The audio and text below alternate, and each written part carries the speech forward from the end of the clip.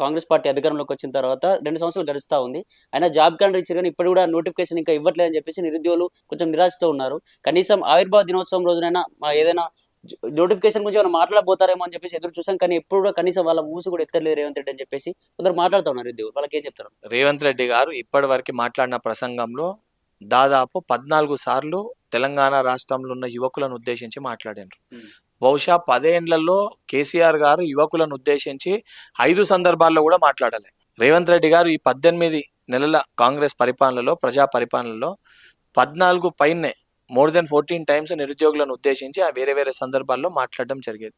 And గత ప్రభుత్వము ఆలోచన లేకుండా తలతిక్కగా ప్రవర్తిస్తూ వ్యవహరిస్తూ మాకే అన్నీ తెలుసు అని చెప్పి కేవలం నోటిఫికేషన్లు ఇచ్చి పబ్బం గడిపే ప్రయత్నం చేసింది. మేము వచ్చినాక సుమారు 24 పైచీలకు నోటిఫికేషన్లకు సంబంధించిన ఉద్యోగాలకు సంబంధించిన కోర్టు కేసు చిక్కుముళ్లలో ఉండి అన్ని కూడా పెండింగ్లో ఉండే. అందులో 2017కి ఉన్న జాబ్స్ కూడా ఉండే. సరే, వాళ్ళు నోటిఫికేషన్ ఇచ్చారు, వాళ్ళు ఎగ్జామ్ పెట్టారు, మనం ఎందుకు నియామక పత్రాలు ఇవ్వాలని చెప్పి మేము ఆలోచించలే. ఒక పిల్లగాడు ఎగ్జామ్ రాసి ఉద్యోగం వస్తుందని చెప్పి తెలిసి ప్రైవేట్ రంగంలో పోలేక, ఈ ఉద్యోగం రాలేక ఆ పిల్లగాడు ఆ తల్లిదండ్రులు ఎంత ఇబ్బంది పడి ఉంటారు, ఎంత మానసిక బాధ అనుభవించి ఉంటారు. వాళ్ళ బిడ్డకి ఉద్యోగం పోతే 6 నెలల్లో ఉద్యోగం పెట్టించేయండు. మరి తెలంగాణలో యువకులని 6-7 సంవత్సరాలు పట్టించుకొని పీడించుకొని తిన్నారు వీళ్ళ కుటుంబం. ఈరోజు సిగ్గు శరం లేకుండా మళ్ళీ బయటకు వచ్చి మాట్లాడుతారు. వాళ్ళందరూ కూడా ఉద్యోగాలు ఇవ్వాలి, నియామక పత్రాలు ఇవ్వాలని చెప్పి ఒక తపనతోటి, తాపత్రయంతో ముఖ్యమంత్రి రేవంత్ రెడ్డి గారు అధికారంలోకి రాగానే, కాంగ్రెస్ ప్రభుత్వం అధికారంలోకి రాగానే టీజీపీఎస్సీ ప్రక్షాళన చేపట్టి ఏదైతే సంబంధించి లీగల్గా అడ్వకేట్స్ని పిలిచి అవన్నిటిని కూడా పరిష్కరించి 2-3 మిగిలిన అన్ని కూడా నియామక పత్రాలు అందించినాం.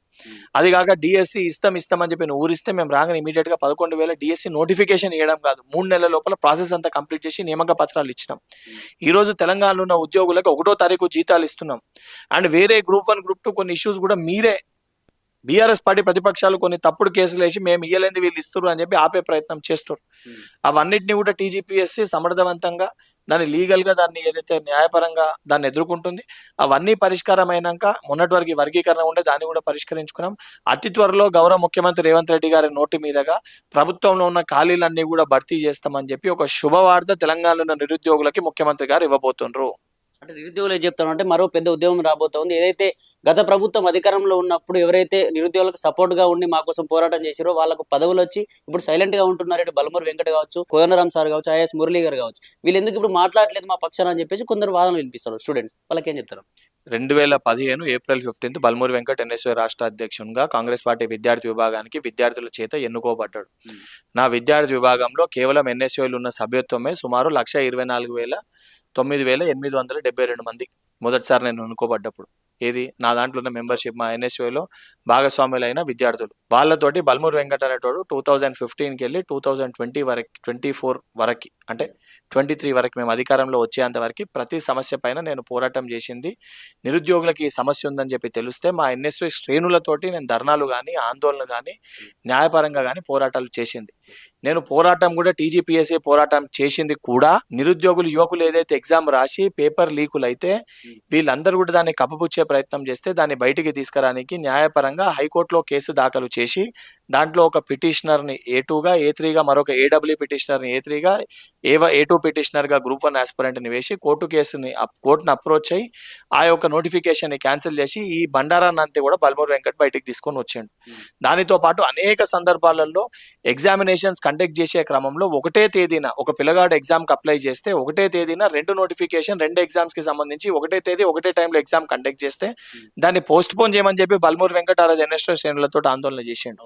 ఇవన్నీ చేసింది కూడా నియామకాలు వాళ్ళు ఇవ్వడంలో విఫలం అయినప్పటికీ కూడా వాళ్ళు ఇస్తారు అని ఒక ఆశతో ఉంటే ఇచ్చే క్రమంలో కూడా ఉద్యోగాలు అమ్ముకుండ్రు. అంగట్లో సరుకు లెక్క నియామక పత్రాలను ఏదైతే సంబంధించి క్వశ్చన్ పేపర్లను అమ్ముకుంటే ఆ రోజు బల్మూరి వెంకట అనేటోడు పోరాటం చేస్తే 88 కేసులు పెట్టుకొని నాతో పాటు సుమారు 300 పైచీలకు ఎన్ఎస్ఓ శ్రేణుల పైన కేసులై భౌతిక దాడులు అనుభవించి దెబ్బలు తిని మానసికంగా అన్ని రకాలుగా ఇబ్బందులు పడి కష్టపడి యువకులకు కూడా వాళ్ళకి సంబంధించి చికటపల్లి సెంట్రల్ లైబ్రరీ కానీ, ఉస్మానియా యూనివర్సిటీ కానీ లేదా ఇతర విశ్వవిద్యాలయాల్లో కూడా అందరూ స్టూడెంట్స్ తోటి కలిసి వాళ్ళకి వాస్తవాలు చెప్పి వాస్తవాలు ఎక్స్ప్లెయిన్ చేసి తెలంగాణ రాష్ట్రంలో వాళ్ళందరి సహకారంతో కాంగ్రెస్ ప్రభుత్వాన్ని ఏర్పాటు చేసుకున్నాక బల్మూరి వెంకట్ ఎమ్మెల్సీ అయినాక కూడా మీరు అన్న ఇదే ఉస్మానియా యూనివర్సిటీ సంబంధించి ఆర్ట్స్ కాలేజ్లో బల్మూరు వెంకట్ మీటింగ్ పెట్టడం జరిగింది. చిక్కడపల్లి సెంట్రల్ లైబ్రరీకి బల్మూరు వెంకట్ వెళ్ళడం జరిగింది. ఒక నిరుద్యోగ సోదరుడు గాంధీ హాస్పిటల్లో దీక్ష చేస్తుందంటే ఇబ్బందికర వాతావరణం ఉన్నా లేదు తప్పనిసరిగా వెళ్ళాలని చెప్పి విద్యార్థులు ఆందోళన చేసినా కూడా వెళ్ళి బాధ్యతతోటి సమాధానం ఈ బల్మూరు వెంకట్ చెప్పిండు. మరికొంతమంది దీక్షలు చేస్తుంటే కూడా లేదు మరొకసారి టెట్ నిర్వహించాలని చెప్పి దీక్షలు చేస్తున్నా వెళ్ళి ఇది మనం తెచ్చుకున్న ప్రభుత్వం తప్పనిసరిగా మరొకసారి టెట్ను వేయిస్తా అని చెప్పి వెళ్ళి వాళ్ళకి మాటిచ్చి మరొకసారి టెట్ నిర్వహణకి ఆ రోజు ఇదే బల్మూరు వెంకట్ మీరు అనే ఇదే రియాజ్ ఇదే కోదండరామ్ గారు మేమందరం సహకరించి పనిచేసినాం. ఈ రోజు కూడా యువకులకు ఏ సమస్యలు ఉన్నా 24 గంటలు 365 రోజులు ఎమ్మెల్యే క్వార్టర్స్ లో నా పాత నివాసం నారాయణగూడలో యువకులకు ఏది ఉన్నా కూడా ఇదే బల్మూరు వెంకట్ కానీ నా లెక్క కోదండరామ్ గారు కానీ రియాజ్ గారు కానీ ఆగునూరు మురళి గారు కానీ అందరూ కూడా యువకులకి అందుబాటులో ఉన్నారు. కానీ ఉద్దేశపూర్వకంగా దీంట్లో కొంతమంది వ్యక్తులని బీఆర్ఎస్ పార్టీ కల్వకుంట్ల తారక రామారావు గారికి తొత్తులు లేకున్న ఎమ్మెల్సీ దాసు శ్రవణ్ గారు కానీ దాంతో పాటు కౌశిక్ రెడ్డి గారు కానీ ఎవరికైతే కనీసం దీనిపైన అవగాహన లేదో వాళ్ళు ఉద్దేశపూర్వకంగా దీన్ని మిస్లీడ్ చేసి తప్పుదో పట్టించి దీన్ని ఒక ఉద్యమం లెక్క మార్చి మళ్ళా నిరుద్యోగులను అడ్డం పెట్టుకొని రాజకీయ లబ్ధి కోసం వీళ్ళు ప్రవర్తిస్తుర్రు. యువకులందరూ కూడా నేను విజ్ఞప్తి చేసేది ఒకటే, ఇది మనం తెచ్చుకున్న ప్రభుత్వం, మనం ఏర్పాటు చేసుకున్న ప్రభుత్వం. తప్పనిసరిగా ఈ ప్రభుత్వంలో మీ తరఫున ప్రతినిధులుగా బల్మూరు వెంకట్ కానీ రియాజ్ కానీ ఆకునూరు మురళి గారు కానీ కోదండరామ్ గారు కానీ చాలా మంది ఈ ప్రభుత్వంలో ఉన్నారు. తప్పనిసరిగా మీ సమస్యలు ఏమున్నాయి మీ ఇబ్బందులు ఏమున్నాయి 100% అవన్నీ మాకు తెలుసు. కానీ ప్రతిపక్షంలో ఉన్నప్పుడు అన్ని విషయాలు బయటకు వచ్చి వివరించినప్పుడు ఈ రోజు ప్రభుత్వంలో ఉన్నప్పుడు లోపల ప్రతి అనుక్షణం ప్రతిరోజు మీ గురించి మీకు ఉద్యోగాలు ఇవ్వాలని చెప్పి ముఖ్యమంత్రి గారు తాపత్రయపడుతారు.